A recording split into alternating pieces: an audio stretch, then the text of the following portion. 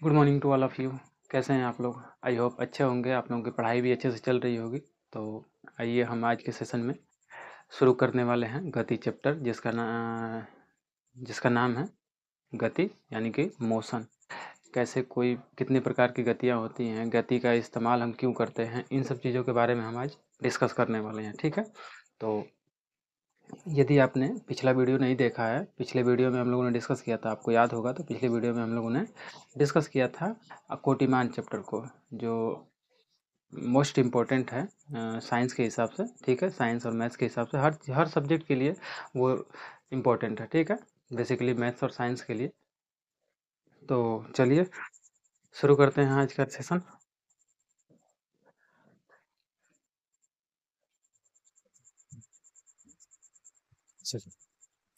ठीक है, तो मैं संजय आप सभी का स्वागत करता हूँ आज के नए सेशन में, जिसमें हम पढ़ने वाले हैं गति। आइए जरा गति पढ़ने से पहले कुछ राशियों को देख लेते हैं। जैसे राशि हेडिंग हो जाएगी, पहला पॉइंट आपका हो जाएगा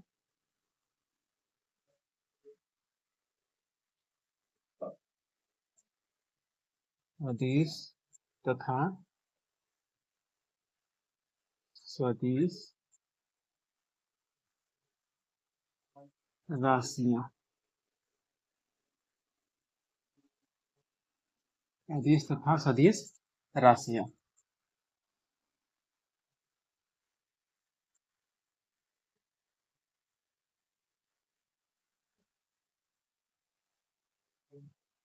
स्केलर एंड वेक्टर क्वांटिटीज।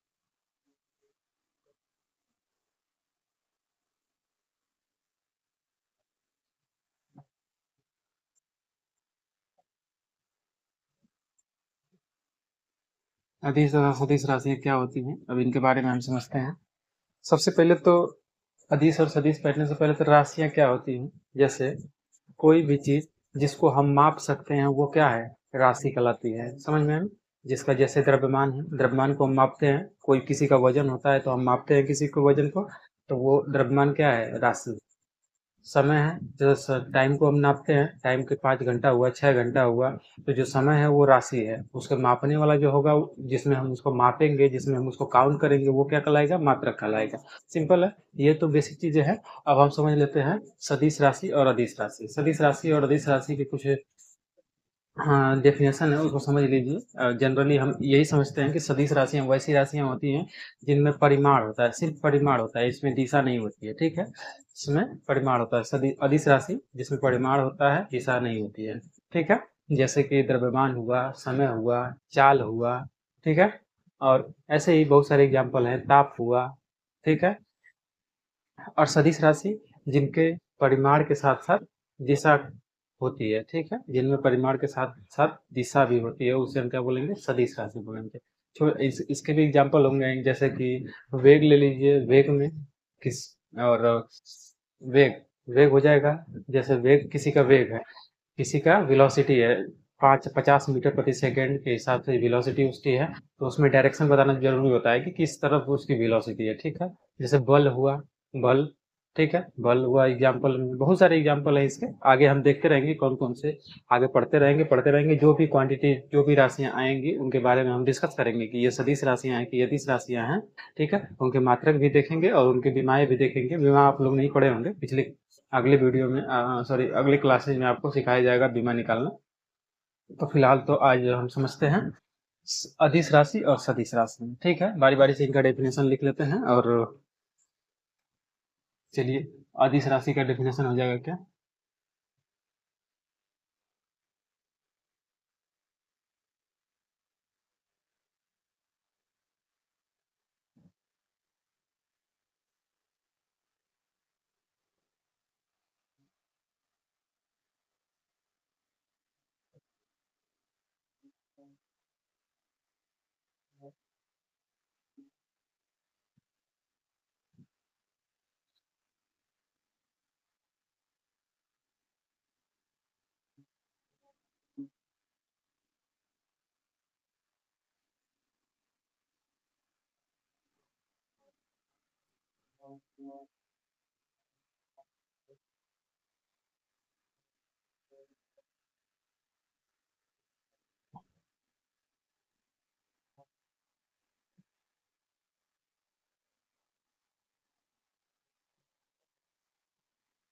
ठीक है। ऐसी राशियां जिनमें केवल परिमाण होता है, दिशा नहीं होती है। मैग्नीट्यूड की हम बात रखेंगे, याद रखेंगे, परिमाण और परिणाम दो चीजें होती हैं। पहले इसको डेफिनेशन को कंप्लीट कर लेता हूँ। दिशा नहीं होती है उसमें अदिश अदिश राशियों कहते हैं।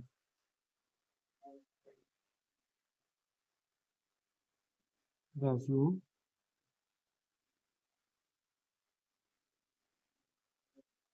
कहते हैं, ठीक है। इसके एग्जाम्पल भी देख लेते हैं कुछ, जैसे में जैसे द्रव्यमान। द्रव्यमान, ठीक है। द्रव्यमान, किसी का वजन बताना रहता है तो उसमें वजन में क्या ही जरूरत है दिशा की। हमारा वजन 50 किलो है, क्या बताए इसमें बताएंगे पूरब है 50 किलो, पश्चिम है, उत्तर है, दक्षिण है, ऐसा कुछ नहीं बताएंगे। बस हम अपना वजन बताएंगे कि हमारा वजन है 50 किलो। द्रव्यमान क्या है, अदिश राशि है, इसमें दिशा की कोई जरूरत नहीं होती है, हालांकि दिशा होती भी नहीं है। ठीक है, जरूरत ही नहीं होती है तो होगी क्यों, समझ में है ना। ठीक है, आगे द्रव्यमान। समय। समय, चाल, दूरी, ताप, दाब। देखो दाब में दिशा होती है, लेकिन फिर भी ये अदिश राशि है, ठीक है। आगे हम डिस्कस करेंगे कि क्यों अदिश राशि है, बाकी सब चीजों को इत्यादि इत्यादि, ठीक है। ये सब क्या है, ऐसी राशियां जिनमें केवल परिमाण होता है। परिमाण मतलब यहाँ पर ध्यान रखेंगे मैग्नीट्यूड। Magnitude, okay. मैग्नीट्यूड, देखो एक परिमाण होता है, एक परिणाम होता है। परिमाण, परिमाण, और एक क्या होता है, परिणाम। परिणाम, ठीक है। इसका इंग्लिश होता है मैग्नीट्यूड, मैग्नीट्यूड। एंड इसका होता है रिजल्टेंट, रिजल्टेंट, ठीक है। देखो थोड़ा सा ही परिवर्तन है इसमें। परिमाण मतलब क्या होता है, उसकी मात्रा को बताता है। और परिणाम मतलब उसके रिजल्ट, मतलब उसके आने वाला परिणाम होता है। जो जैसे कि हम अभी मेहनत कर रहे हैं, आप अभी मेहनत करेंगे तो आप एग्जाम देंगे, एग्जाम देंगे तो उसका एक क्या आएगा, रिजल्ट आएगा, आप पास होंगे या फेल होंगे, ठीक है। लेकिन परिमाण मतलब क्या होता है, जैसे कि हम किसी बाल्टी में पानी ले लिए, तो उस बाल्टी का कितना, उसमें कितना मात्रा है, कितना वजन है उसका, वही उसका क्या कहलाता है, परिमाण कहलाता है। अब परिणाम क्या कहलाता है, एक कुछ समय बाद एक रिजल्टेंट आता है, उसे हम परिणाम कहते हैं। थोड़ा सा ध्यान रखेंगे इस चीज को, है ना। ऐसी राशि जिसमें केवल परिणाम होता है, दिशा नहीं होती है, उसे अदिश राशियां कहते हैं, समझ में है। जिसमें मैग्नीट्यूड होता है, जैसे द्रव्यमान, समय, चाल, दूरी, ये सब क्या है, इसके एग्जाम्पल हो जाएंगे। अब इसी को उल्टा लिख लेते हैं, मतलब उल्टा क्या है इसका, अदिश सदिश राशि का डेफिनेशन। सदिश राशि का क्या हो जाएगा।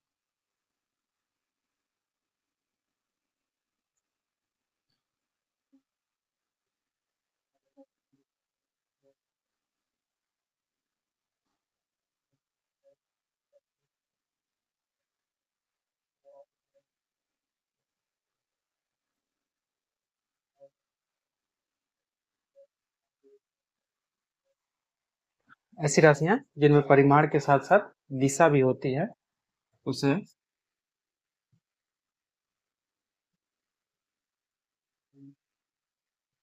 सदिश राशियां कहते हैं। जो सदिश राशियां कहते हैं, परिमाण के साथ साथ दिशा भी होती है इसमें, ठीक है। जैसे एग्जांपल में हम समझ लेते हैं, जैसे एग्जांपल, वेग।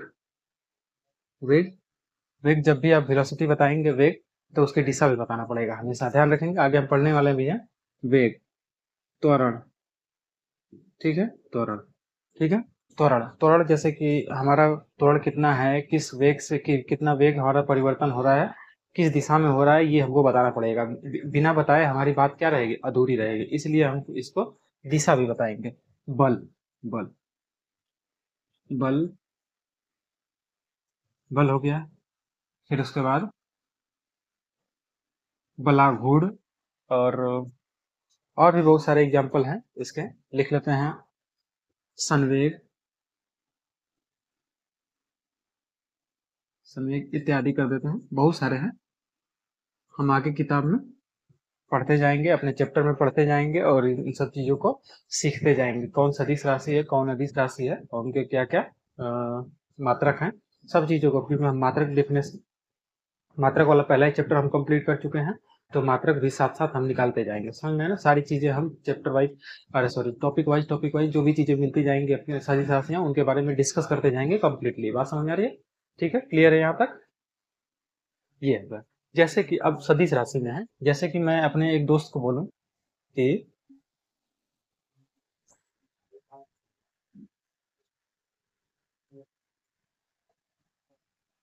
सदिश राशि, जैसे तो अभी मैं बोलूं, एक मेरा दोस्त है, वो मेरे घर पे आया, मैं अपने दोस्त से बोलूं कि 50 न्यूटन का बल लगाओ, दरवाजा खोल लो। ठीक है, 50 न्यूटन का बल लगा के दरवाजा खोल लो। अब 50 न्यूटन का बल लगा दिया, 50 न्यूटन का बल लगाएगा, अभी भी हमारी स्टेटमेंट जो है अधूरी है, उसको नहीं समझ में आएगा कि क्या करना है। वो दरवाजा खोलेगा तो क्या पता 50 न्यूटन का बल जिधर खोलना नहीं है उधर की तरफ लगा रहा हो। समझ में आया? तो वो अच्छे से समझ नहीं पाएगा। अपनी बात को हम कंप्लीट करने के लिए सही तरीके से स्टेटमेंट बोलेंगे, तो उसमें दिशा भी दिखाना पड़ेगा, बल के लिए, एफ के लिए। ठीक है, तो मैं ऐसे बोल सकता हूँ कि तुम 50 न्यूटन का बल अंदर की तरफ लगाओ, जिससे कि दरवाजा खुलेगा। ठीक है, तो उसको पता चल जाएगा कंप्लीटली कि नहीं, हाँ, अब हमको 50 न्यूटन का बल अंदर की तरफ लगाना है। मतलब एक दिशा बता दी ना उसने कि अंदर की तरफ लगाएंगे तब ये दरवाजा खुलेगा, अन्यथा वो बाहर की तरफ खींचता रह जाएगा, दरवाजा खुलेगा नहीं, दरवाजा टूट जाएगा ना। इसलिए दिशा का बताना भी बहुत ज्यादा जरूरी है। ठीक है?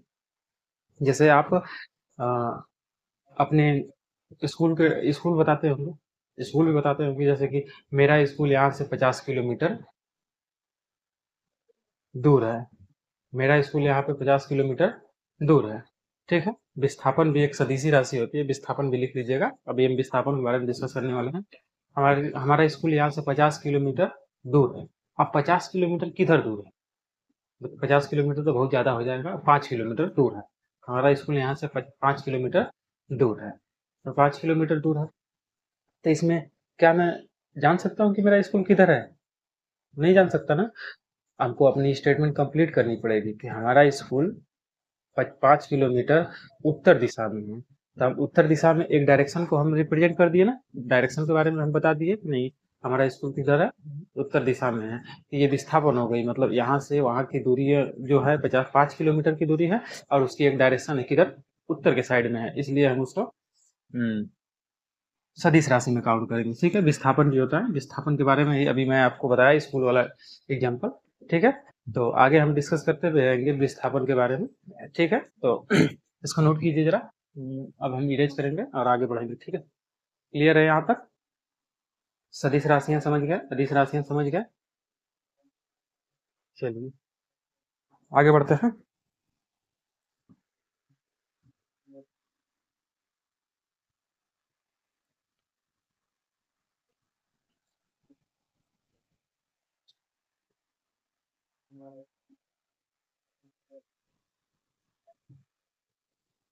चलिए अब बोले अपना हेडिंग ले लेते हैं, गति। गति, गति यानी कि मोशन, ये हेडिंग है। गति किसे कहेंगे?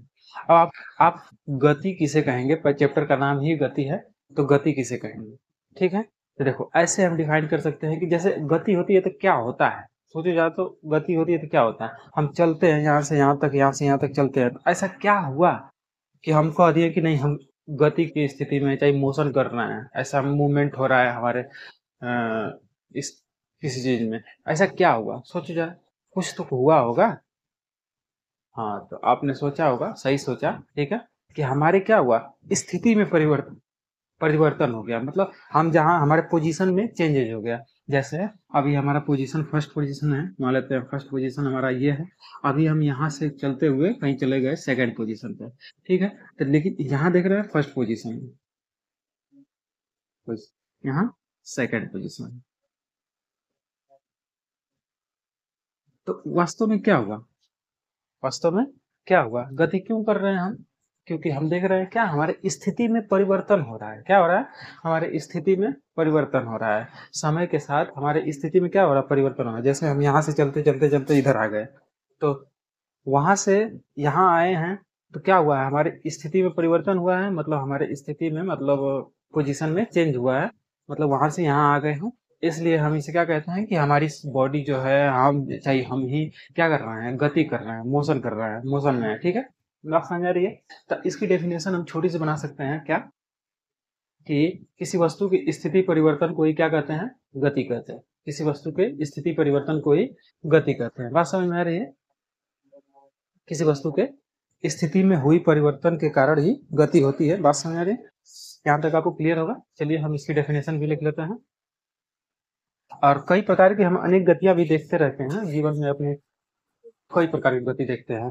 कोई देखते हैं घड़ी चल रही है, उसकी भी एक गति है।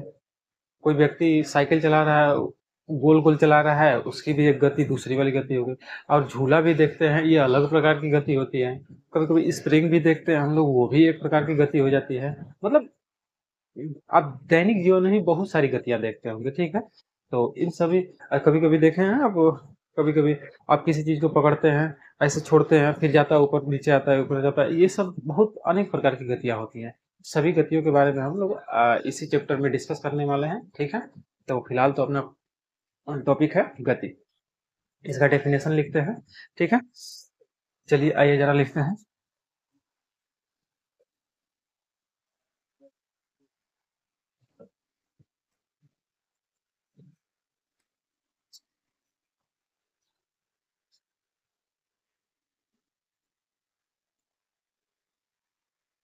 किसी वस्तु की स्थिति, किसी वस्तु की स्थिति समय के साथ, समय के साथ साथ साथ समय के साथ साथ बदलती है।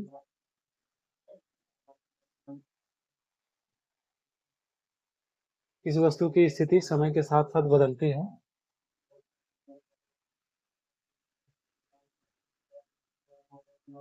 तो वह वस्तु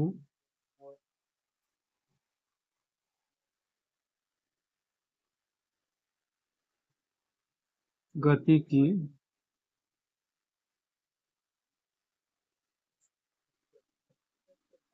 अवस्था था, गति की अवस्था में अ, गति की अवस्था में होती है। वह वस्तु गति की अवस्था में होती है। वह वस्तु गति की अवस्था में होती है। ये तो हुई आपकी छोटी सी डेफिनेशन, ठीक है। चाहे स्थिति परिवर्तन, गति को आप ऐसे भी कर सकते हैं, या ये भी डेफिनेशन लिख सकते हैं।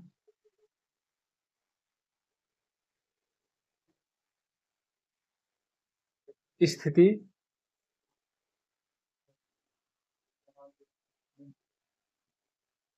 परिवर्तन, स्थिति परिवर्तन को गति कहते हैं, ठीक है। स्थिति परिवर्तन को गति कहते हैं। बात समझ आ रही है, स्थिति में परिवर्तन हुआ है, इसलिए इसको हम गति कहेंगे। ठीक है, क्लियर है एकदम। अगर मान लो सपोज दैट, अगर यही मैं गति का डेफिनेशन लिखा तो कहा कि स्थिति में परिवर्तन हुआ तो ये गति है। अगर स्थिति में परिवर्तन नहीं होगा तो क्या होगा? विरामावस्था में होगा, रुकी हुई व्यवस्था होगी, रेस्ट में होगी। ठीक है, तो वो भी डेफिनेशन लिख लेते हैं। ठीक, वैसे उसका उल्टा विरामावस्था क्या है? विराम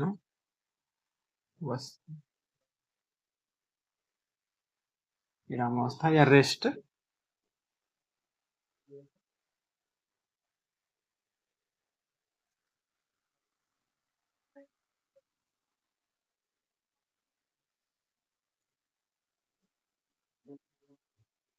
किसी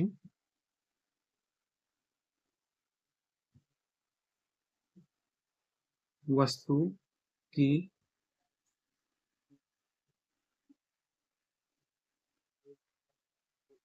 स्थिति स्थिति में समय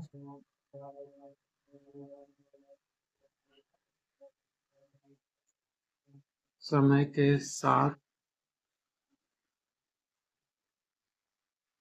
परिवर्तन नहीं होता है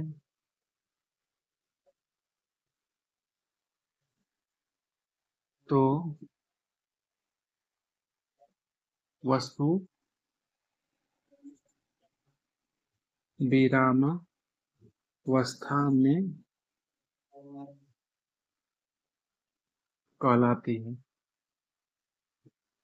कहलाती है ठीक है, वस्तु विरामावस्था में कहलाती है। ये इसकी डेफिनेशन नॉर्मल से चाहे तो हम कह सकते हैं ऐसा भी कि स्थिति में परिवर्तन नहीं होता है तो उस वस्तु क्या कहलाती है? विरामावस्था में कहलाती है, रेस्ट में कहलाती है। जैसे कोई वस्तु यहीं पे है, अब इसकी स्थिति में कोई परिवर्तन ही नहीं हुआ, ठीक है, तो ये क्या कहलाएगी? विरामावस्था में कहलाएगी। ठीक है, आगे डिस्कस करेंगे बाकी चीजों को।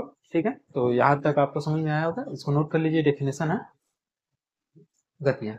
ठीक है, नोट कीजिए जरा इसको। अब थोड़ा एक चीज और समझ लेते हैं हम लोग। ठीक है, अब इसी में देख लीजिए, गति की सापेक्षता सापेक्षता देखो, गति की सापेक्षता क्या होता है? अभी आपने गति का निर्धारण किया, किस किस तरीके से किया निर्धारण जी? गति की सापेक्षता के तरीके से किया। मतलब जैसे कि हम, जैसे मैं आपको समझाना चाहूंगा, इस तरीके से समझिए कि मैं आपसे बड़ा हूं, मैं आपसे 5 साल बड़ा हूं। ठीक है, किससे तुलना हुई है? आपसे तुलना हुई है। मेरी तुलना किससे हुई है? आपसे हुई है कि मैं जो हूँ आपसे 5 साल बड़ा हूँ। तो तुलना किससे हो रही है? देखो, सापेक्षता में तुलना हम देखते हैं, वास्तव में देखा जाए तो गति में भी तो तुलना ही की गई है। ठीक है, किससे तुलना की गई है? स्थिति में। एक स्थिति ये थी, दूसरे एक स्थिति मान लो ये है, ए है, और एक स्थिति बी है। तो इन इसके स्थिति इस स्थिति के इस स्थिति से देखें तो ये गति क्या वस्तु अपना परिवर्तन की है? मतलब इस यहाँ से इस पोजीशन से, पहले पोजीशन से वस्तु क्या कर रही है? चल करके जा रही है। ठीक है, तो इसके सापेक्ष हम देख रहे हैं तो ये क्या कर रही है? गति कर रही है। इसके सापेक्ष, इस पोजीशन ए के सापेक्ष देख रहे हैं तो वस्तु क्या कर रही है? गति कर रही है, क्योंकि यहाँ से इसके स्थिति में क्या हुआ? परिवर्तन हो गया। ठीक है, वैसे ही सापेक्षता क्या होता है जी? हम किसी से तुलना करते हैं। जैसे कि मैं आपसे 5 साल बड़ा हूँ, मैं आपसे 5 साल बड़ा हूँ, तो किससे तुलना की गई है? आपसे तुलना की गई है मेरी। ठीक है, जैसे अगर मैं बोलूं कि अ, मेरा वजन मेरा वजन मेरे भाई के वजन से 10 किलो कम है। मेरा वजन मेरे भाई के वजन से 10 किलो कम है। ठीक है, अब इसी का अधूरा हम स्टेटमेंट बोले कि मेरा वजन 10 किलो कम है। अरे भाई, किससे कम है? किसी न किसी से कम होगा या अधिक होगा, किसी न किसी से तुलना करेंगे।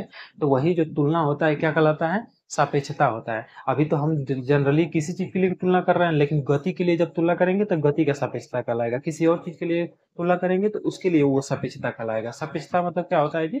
तुलना करते हैं या इंटरफेरेंस पॉइंट होता है। ठीक है। ठीक है, बात समझ आ रही है? चलिए, तो यहाँ पे गति की तुलना करें। जैसे कि हम एक नाव से गति कर रहा है कोई व्यक्ति, मान लेते हैं कोई व्यक्ति नदी नदी में है, नदी में गति कर रहा है, कोई व्यक्ति है नाव पे गति कर रहा है। ठीक है, तो हम देख रहे हैं वो गति कर रहा है नाव से। ठीक है, तो ये बात दो तरह के, वहां पे दो तरह की गतियां मिलेगी हमको। ठीक है, गति की सापेक्षता को अगर ध्यान में रखते हुए हम देखेंगे तो हमको दो तरह की गति मिलेगी। एक तो व्यक्ति नाव पे बैठा है, व्यक्ति नाव पे बैठा है, तो हम देख रहे हैं कि इस नाव के सापेक्ष हम देख रहे हैं व्यक्ति की गति क्या हो रही है, जीरो है। मतलब व्यक्ति नाव के सापेक्ष देखेंगे तो वहीं पे बैठा हुआ है।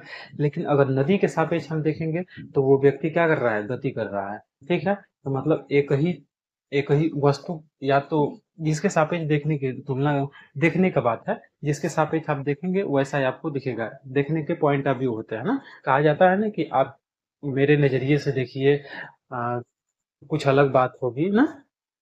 तो नजरिया है सबका। जैसे यहाँ पे देख लीजिए, सबसे अच्छा एग्जाम्पल, आप मान लीजिए आप कार में बैठ करके कहीं जा रहे हैं, कार में बैठ करके कहीं पे जाना है। ठीक है, लेकिन कार में आप आपको गति हो रही है, आप गति कर रहे हैं ना, एक स्थिति से दूसरे स्थिति में परिवर्तन हो रहा है।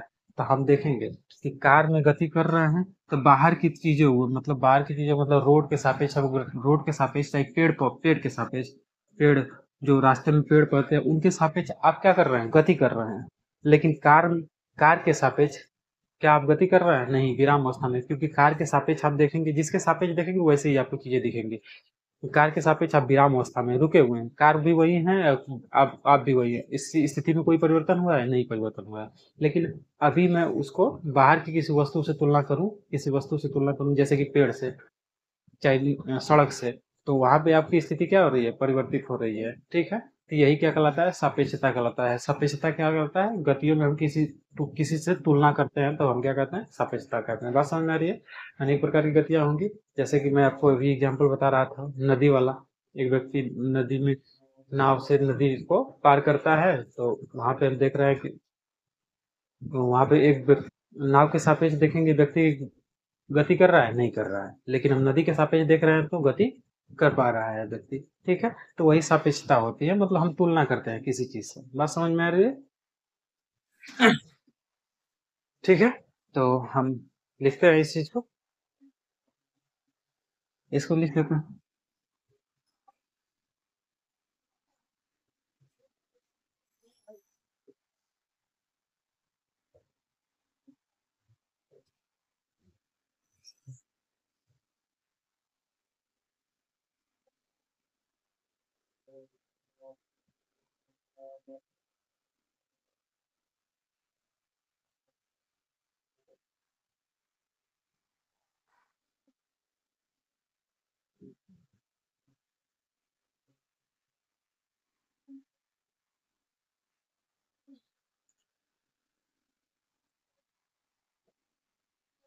किसी वस्तु की गति को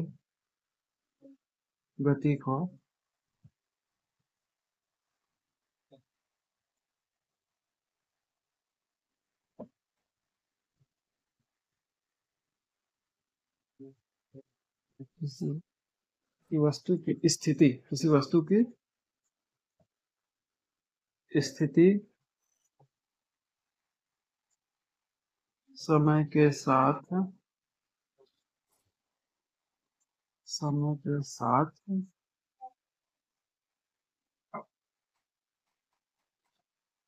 साथ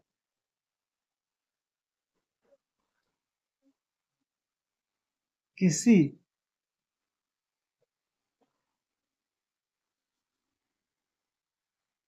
समय के साथ किसी किसी स्थिति समय के साथ किसी स्थिति किसी स्थिर बिंदु बिंदु के सापेक्ष सापेक्ष बदलती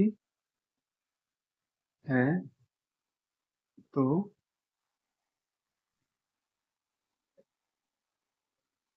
वह वस्तु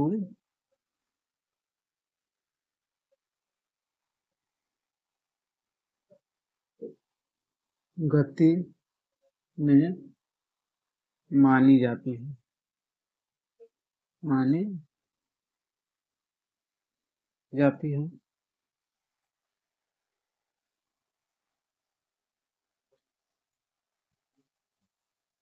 इस प्रकार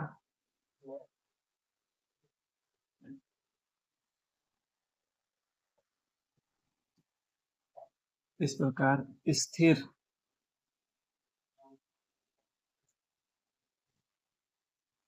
बिंदु के सापेक्ष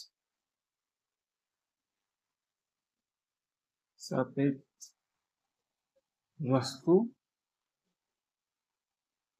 गति कर रही है। समझ में आया? इस प्रकार गति कर रही है। तो इसे क्या कहते हैं? सापेक्षता का नियम कहते हैं। सापेक्षता का नियम, गति की सापेक्षता, जिससे हम तुलना करेंगे वही क्या कहलाएगा? सापेक्षता कहलाएगा। ठीक है, अब इसको नोट कर लीजिए, हम आगे बढ़ेंगे।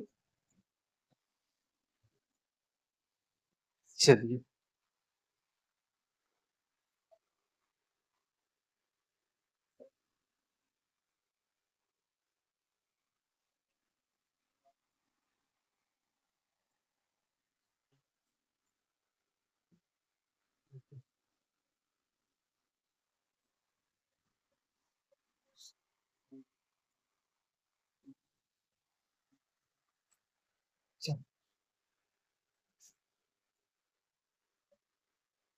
कुछ डेफिनेशन है गति से संबंधित, कुछ डेफिनेशन है, उनको लिख लेते हैं। ठीक है, जैसे आपको लिखना है पहला दूरी, हेडिंग आपकी रहेगी दूरी, मतलब डिस्टेंस।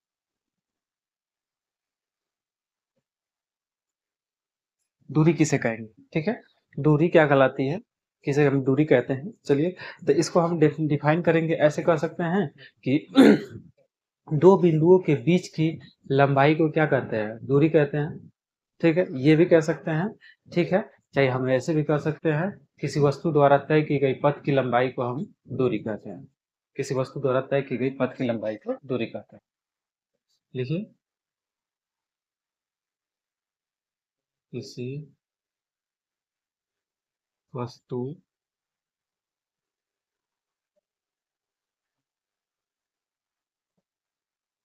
द्वारा तय की गई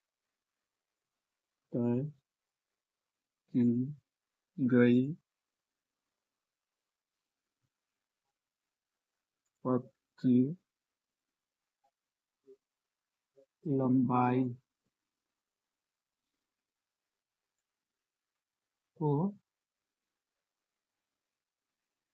दूरी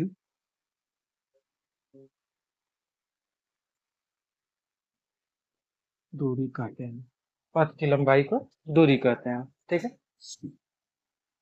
बात समझ में आ रही है? पथ की लंबाई को दूरी कहते हैं। ये हुई इसकी डेफिनेशन। जैसे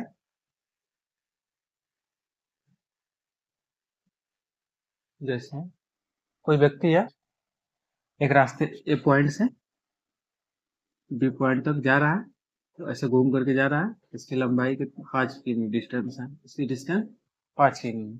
तो वस्तु द्वारा एक ए पॉइंट से बी पॉइंट तक गया है, तो इसके द्वारा जो तय की गई लंबाई है, वही उसकी क्या कहलाती है? दूरी कहलाती है। बात समझ में आ रही है? चलिए, तब बहुत सारे एग्जांपल हो सकते हैं, जैसे कि जैसे में आप ले सकते हैं। ठीक है, तो ये उसकी इसकी डेफिनेशन हो गई किसकी? दूरी की। अब अगला लिखते हैं हम। अगला अगला आपका हो जाएगा विस्थापन। दूरी कर लेते हैं, फिर विस्थापन कर लेते हैं। विस्थापन,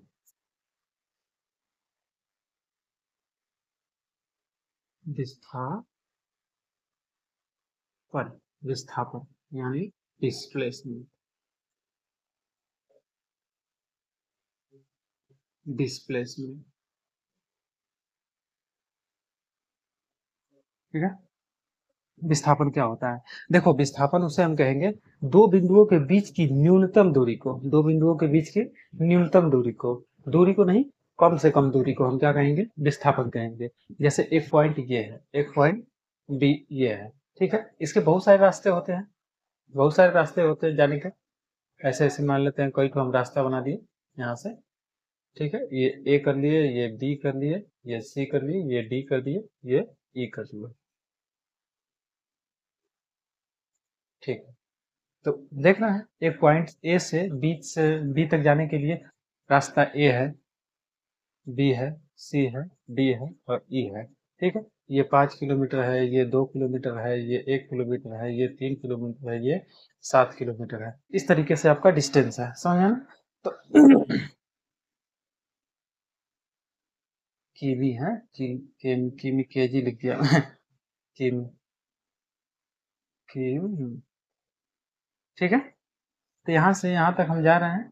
तो पहले तो पहले वाले ए पॉइंट से जाएंगे, ए वाले रास्ते से जाएंगे तो क्या कितना दूरी चलना पड़ रहा है? 2 किलोमीटर, सॉरी 5 किलोमीटर चलना पड़ रहा है। तो ये जो लंबाई होगी वो क्या कहलाएगी? दूरी कहलाएगी। पथ की जो लंबाई होगी वो दूरी कहलाएगी। क्या ये विस्थापन है? नहीं, विस्थापन नहीं है। विस्थापन क्या कहलाएगा? कम से कम दूरी, कम से कम दूरी। मतलब हम कह सकते हैं ना, गांव की भाषा में कहते हैं ना कि तिखे दौड़ जाते हैं, तिखे दौड़ जाते हैं मतलब कि तिखे पहुंच जाते हैं, पास ही रहेगा आपका, ठीक है। खेत खेत में से होते हुए ऐसे ही हम दौड़ते दौड़ते चले जाते हैं। कभी कभी झगड़ा उगड़ा होता है किसी में, किसी से, तो हम लोग दोस्तों से झगड़ा होता है तो हम लोग क्या करते हैं? दौड़ते हैं, जल्दी से पहुंचते हैं ना। आप लोग भी करते होंगे ऐसा कि तिखे दौड़ जाते होंगे, रास्ते से नहीं जाते होंगे, ठीक है। तो वही है, तिखे दौड़ जाना है, तिखे चले जाना है, क्या कहलाता है आपका? डिस्प्लेसमेंट, मतलब कम से कम दूरी कहलाती है डिस्प्लेसमेंट, समझ में आना? चलिए, इसको हम लिख लेते हैं, डेफिनेशन इसकी।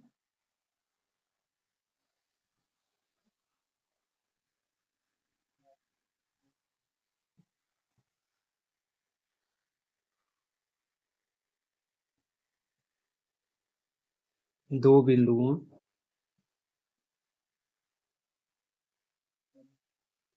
के बीच की न्यूनतम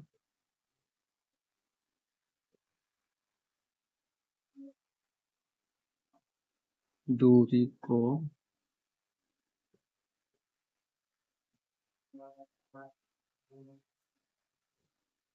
को विस्थापन कहते हैं। दो बिंदुओं के बीच की न्यूनतम दूरी को विस्थापन कहते हैं, ओके। विस्थापन कहते हैं। विस्थापन है, ये लिख देते हैं, दूरी एक अदिश राशि है। दूरी एक अदिश राशि है, अदिश राशि है, ठीक है। अब यहाँ लिखेंगे विस्थापन, विस्थापन एक सदिश राशि है, सदिश,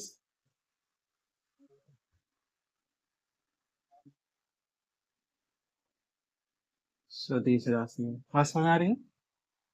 विस्थापन एक सदिश राशि है, मतलब इसमें दिशा भी दिखाना पड़ता है, समझ में आया ना? जैसे कि हम कहीं एक पॉइंट से दूसरे पॉइंट से जा रहे थे, अभी बता रहा था, एक पॉइंट से दूसरे पॉइंट तक जा रहे थे, तो उसकी दिशा तो कंफर्म कि हम ए से बी की तरफ जा रहे हैं। किसे जा रहे हैं? एक से बी की तरफ जा रहे हैं। तो बी क्या है? कोई ना किसी डायरेक्शन में तो होगा ना बी, ठीक है।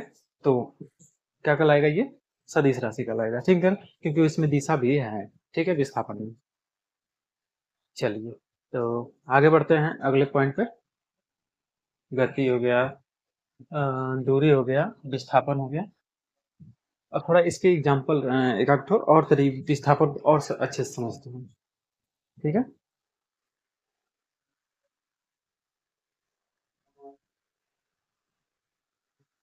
यही से मान लेते हैं, एक हम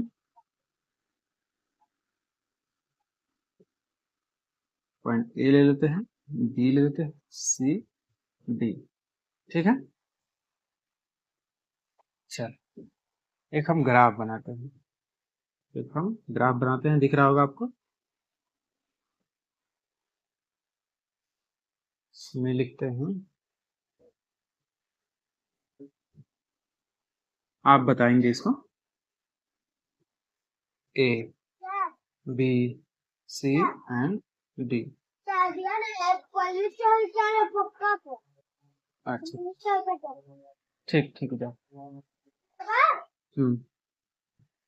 ठीक है, यहाँ हम लिख लेते हैं दूरी। क्या लिखते हैं? दूरी। यहाँ विस्थापन। विस्थापन, ठीक है, विस्थापन। चलिए, तो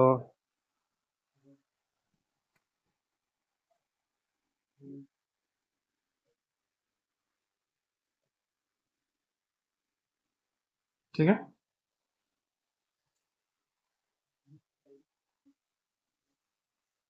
इधर हम लिखते हैं थोड़ा सा और बड़ा कर लेते हैं।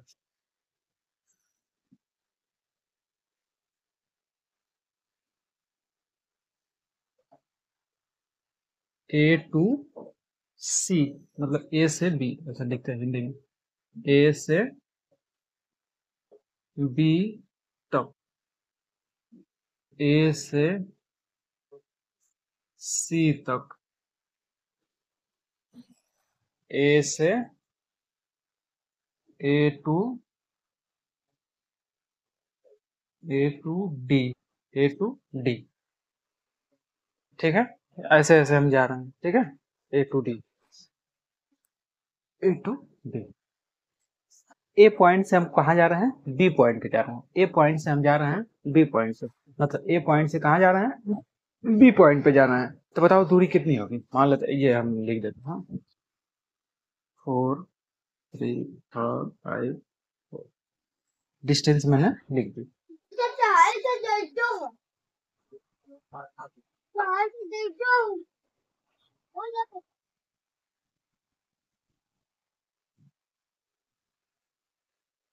चलिए, आइए, ए से बी तक जा रहा है। ए से बी तक मतलब ए पॉइंट से बी पॉइंट तक पहुंचना है। दूरी बताओ कि दूरी। चलिए, कोई पथ की लंबाई कितनी है? पथ की लंबाई हो जाएगी 5 किलोमीटर। 5 किमी होगी, या मीटर में है तो मीटर हो जाएगी। 5 लिख लेते हैं, 5।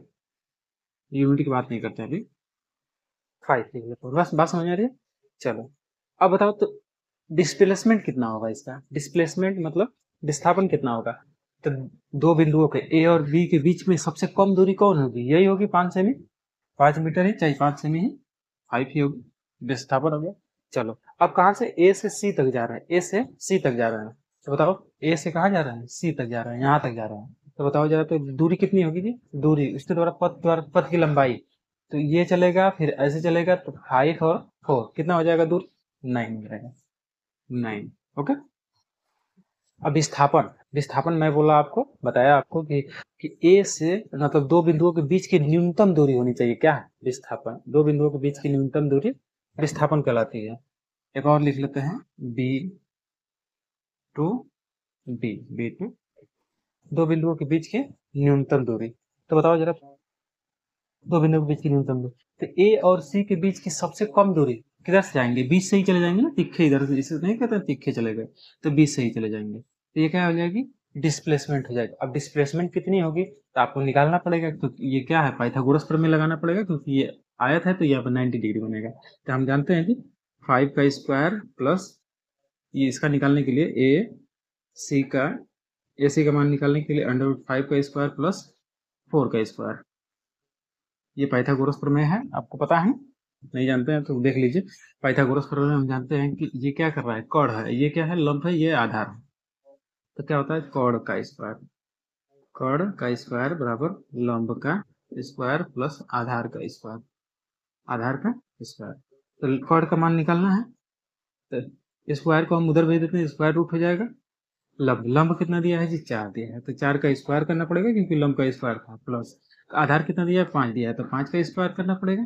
ठीक है, तो ओवरऑल हम देखेंगे तो 16 प्लस 25 हो जाएगा। तो इसका वैल्यू कितना आ जाएगा देखेंगे? √11, ये कितना हो जाएगा जी? 3, 4 हो जाएगा, √41 हो जाएगा। कितना आ जाएगा? √41। ठीक है, √41 कर लेते हैं।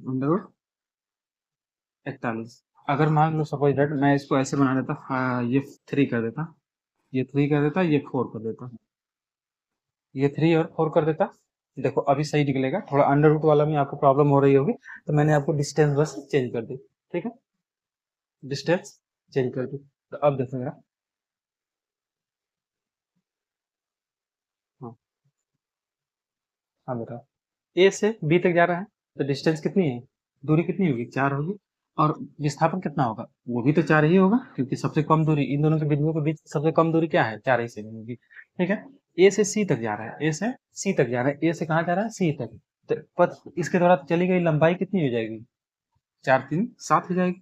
ठीक है, और लेकिन इनके बीच की दूरी, बीच की न्यूनतम दूरी, न्यूनतम इनके बीच की न्यूनतम दूरी तो यही होगी, सबसे कम दूरी तो यही होगी। तो इसका मान निकालेंगे तो क्या आ जाएगा, 4 का स्क्वायर 16 हो जाएगा, 9 का 3 का स्क्वायर 9 हो जाएगा, 16 और 9 25 हो जाएगा, तो अंडर रूट 25, तो अंडर रूट 25 में कितना आ जाएगा, 5 आ जाएगा। इसका मान कितना आ जाएगा, 5 आ जाएगा। तो डिस्प्लेसमेंट कितनी हो जाएगी, 5। ठीक है, आप कहाँ जा रहे हैं, ए से डी तक, ए से डी तक। ए से डी तक जा रहे हैं, देखो ए से डी तक ऐसे जाएंगे तो कितना दूरी चलेंगे, 4 ये चल दिए, फिर 3 ये चल दिए, फिर 5 ये चल दिए, कितना दूरी चलना पड़ा हमको, 4 होगा ये 3। ठीक है, चल 4 ये चले, फिर 3 चले, फिर 4 चले, तब यहाँ पे डी पे पहुंच गए। तो बताओ जरा, तो इसकी डिस्प्लेसमेंट कितनी हो जाएगी, 4 और 3 7, 7 4 11, 11 हो जाएगी दूरी। अब इसका डिस्प्लेसमेंट मतलब क्या, विस्थापन, विस्थापन बताओ तो ए और डी के बीच में सबसे कम दूरी कौन होगी, यही ना होगी, यही ना, सबसे कम दूरी यही होगी। ठीक है, तो डिस्प्लेसमेंट कितना हो जाएगा, 3 हो जाएगा, 3। ठीक है, अब बी टू डी, अब बी से कहाँ जा रहे हैं, डी पे, बी से डी पे। तो देखो बी से यहाँ से चलना शुरू करेंगे तो ये वाली लंबाई हो जाएगी 3, फिर ये 4, कितना हो जाएगा दूरी, 7 हो जाएगा, दूरी 7 हो गई। और इन दोनों के बीच के, बी और डी के बीच की सबसे कम दूरी कौन होगी, यही होगी, तो जो तिरछा निकालेंगे यही, यही ये भी तो 5 सेमी होगी, क्योंकि ये स्क्वायर करके जोड़ेंगे और अंडर रूट करेंगे तो कितना आ जाएगा, 5 आ जाएगा। ठीक है, तो ये भी कितना आ गया, 5 आ गया विस्थापन। बात समझ में आ रही है, विस्थापन क्या होता है, दो बिंदुओं के बीच की कम से कम दूरी होती है। और दूरी क्या होता है, डिस्टेंस क्या होता है, दो बिंदुओं के, दो बिंदुओं की जो लंबाई होती है, पथ की लंबाई जितना भी हो, टेढ़ा मेढ़ा कुछ भी हो, वो क्या कहलाएगा, आपका दूरी कहलाएगा। बात समझ में आ रही है, ठीक है। तो हाँ, ये बात आपको क्लियर हो गई। चलिए इसको नोट कर लीजिए, अब आगे हम बढ़ेंगे। ठीक है, तो आगे नहीं बढ़ते हैं, बस आज की वीडियो में इतना ही रहने देते हैं। आगे हम डिस्कस करेंगे अगली वीडियो में, आगे की चीजें हम डिस्कस करेंगे अगली वीडियो में। ठीक है, तो ठीक है, वीडियो को और ज़्यादा से ज़्यादा लोगों तक शेयर कीजिए, और वीडियो कमेंट भी करके बताते रहिए कि नहीं आपको वीडियो कैसे लगते हैं। ठीक है, तो मिलेंगे अगली वीडियो में, तब तक के लिए बाय बाय, नमस्कार। और हंसते रहिए, मुस्कुराते रहिए।